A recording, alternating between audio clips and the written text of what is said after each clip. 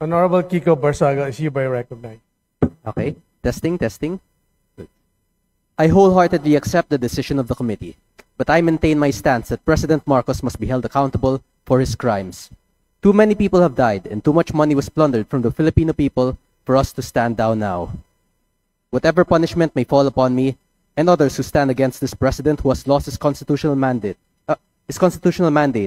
of serving the Mr. people is Speaker, inconsequential point of in order. relation to the amounts of lives Mr. Speaker, and point of futures order. that will be saved when Majority President Leader. Marcos leaves Malacanang. It took the deaths and imprisonment Point of order, Leader. Mr. Speaker. To bring Marcos Sr. to Point of justice. order, Mr. Speaker. My punishment is only the beginning of our fight against the Mr. Speaker, may we recognize Chairman Abalos for the point of order. Mr. Speaker, point of order. Honorable JC Barsaga is JC